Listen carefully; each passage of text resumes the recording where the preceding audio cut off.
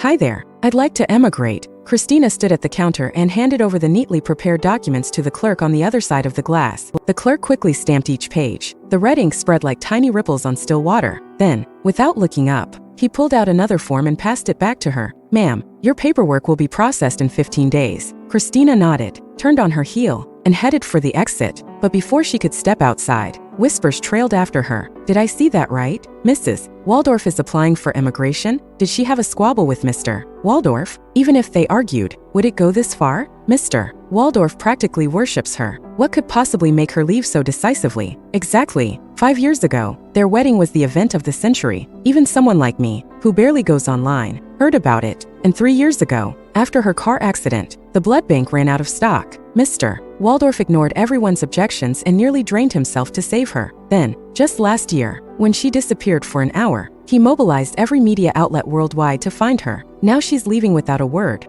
Won't that drive him insane? The murmurs swirled and lingered, but Christina only smiled faintly. Her expression was calm, but her eyes darkened with a bitterness that deepened with every step. Yes, she thought, everyone knew just how much Lucien Waldorf loved her. Everyone in the circle knew that Lucien Waldorf, president of the Waldorf Group, was ruthless and decisive in business. In his private life, he was famously indifferent, cold, and distant from women. No woman dared step within 3 meters of him, until that fateful gala, where he met Christina. He fell for her at first sight and began pursuing her relentlessly. He showered her with mansions, luxury cars, and jewelry. Fireworks lit up the sky for 3 nights straight as he declared his love. When she casually mentioned craving a chestnut cake that had been discontinued, he drove through a snowstorm late at night, crossing 3 cities to deliver the still warm dessert to her. But what truly made her accept him was the day her parents died in a car accident. He was in another city at the time but had abandoned a billion-dollar deal to rush back. When he arrived, disheveled and bloodshot, he pulled her into his arms. Christina, don't cry. You still have me. I'll always be by your side. Looking into his eyes, so full of love, her heart skipped a beat. He's the one for me. That's what she told herself. But the man who had once loved her so wholeheartedly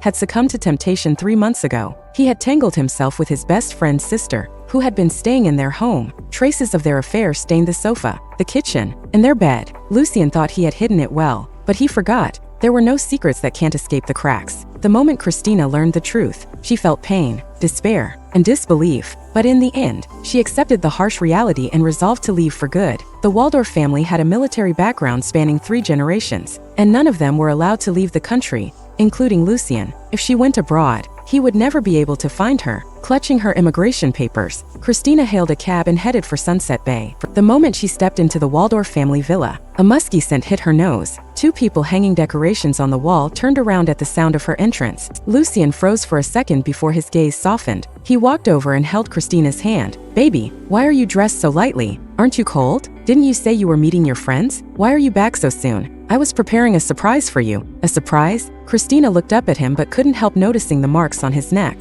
Hickeys. Her eyelashes trembled as she fought to suppress the ache in her chest. Before she could speak, Vanessa Bain giggled and walked over. Christina, Lucien really loves you. He's even throwing a grand celebration for your first meeting anniversary. Vanessa paused deliberately before pointing at the mountain of gifts stacked on the sofa. Look, all of these are presents from him to you. Christina's gaze followed Vanessa's hand but stopped at the wet stain under the pile of gifts. In that moment, it felt like her world had collapsed. The scent lingering in the air and the evidence before her eyes confirmed her worst suspicions. Love her? Lucien's so-called love meant preparing gifts for her while indulging in passion with Vanessa on that sofa.